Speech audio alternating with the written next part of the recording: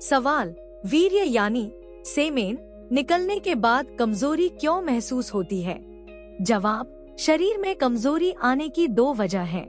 एक तो जब डिस्चार्ज होता है तो शरीर के सारे स्नायु हरकत में आ जाते हैं। इसके बाद आपको जो थकान आती है उसका आना कुदरती है और ऐसा कुछ देर के लिए ही होता है, लेकिन इसके बाद आप में ताजगी आ जाती है। इस ताजगी को हमारा दिमाग मार देता है, क्योंकि दिमाग में तो बैठा हुआ है एक बूंद वीर्य बराबर 100 बूंद खून और एक बूंद खून बराबर आधा ग्लास जूस।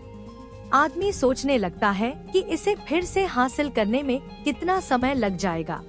जो ताजगी होती है वह विषाद में बदल जाती है और आदमी काफी देर तक थकान महसूस करता रहता है। शुरुआती दिनों में सभी में इस तरह की मायूसी रहती है। इससे बचने के लिए करने के तुरंत बाद आराम करना चाहिए। मानव शरीर एक मशीन है।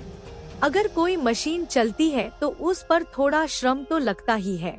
तो उस श्रम को संतुलन में बनाए रखने के लिए अगर कुछ रसायन लिया जाए तो आपकी जवानी बरकरार रहेगी और जो कुछ भी श्रम हुआ है उसकी भरपाई आसानी से हो जाएगी।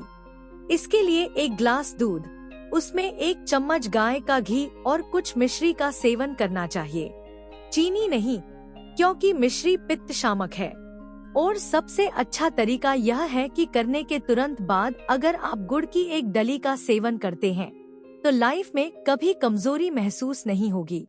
सवाल नंबर 2, मैं जब भी टॉयलेट जाता हूँ, प्रेशर लगाने पर मेरे प्राइवेट पार्ट से स्पर्म जैसा कुछ निकलता है।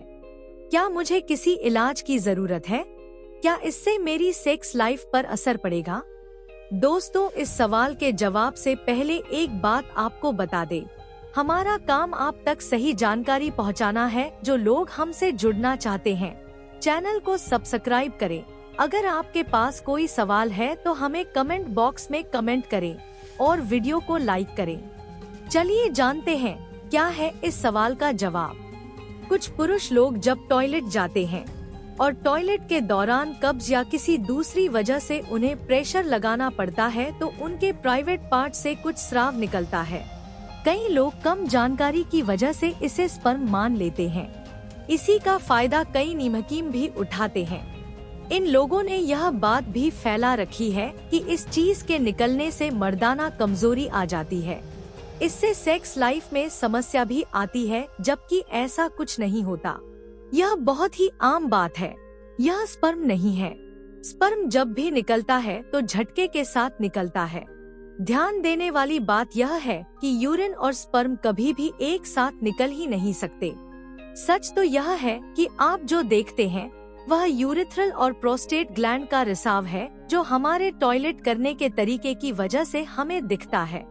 यह स्राव सिर्फ आपको ही नहीं, हिंदुस्तान, पाकिस्तान, अफगानिस्तान और बलूचिस्तान जैसे देशों में रह रहे उन लोगों को भी दिख जाता है जो उकड़ू बैठकर टॉयलेट करते हैं। इस स्थिति में उनकी नजर नीचे की तरफ होती है और अपने प्राइवेट पार्ट पर चली जाती है। इससे उन्हें वह स्राव दिखाई देता है।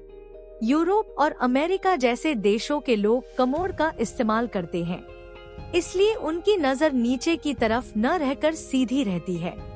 इसलिए वे इस रिसाव को अमूमन देख नहीं पाते।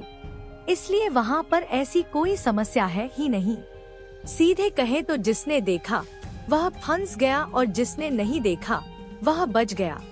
यह बीमारी नहीं है, इसलिए किसी इलाज की जरूरत भी नहीं। इससे सेक्स लाइफ बिल्कुल भी प्रभावित नहीं होती।